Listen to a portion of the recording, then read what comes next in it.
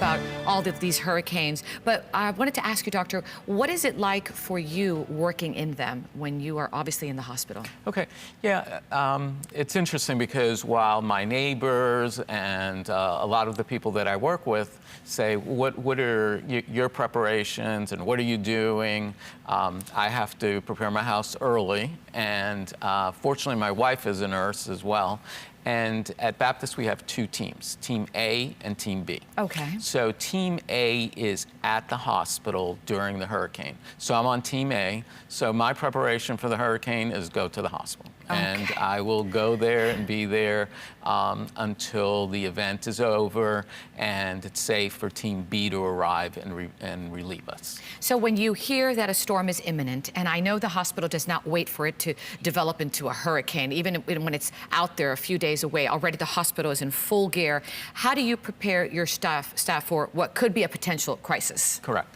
Well, the first things we do, and I as the chief medical officer, is get our critical physicians prepared to come into the hospital. Okay. Because they need to be at the hospital. So we develop a list of critical specialties that need to be there to take care of the patients. Then we notify those specialties to make arrangements to be at the hospital.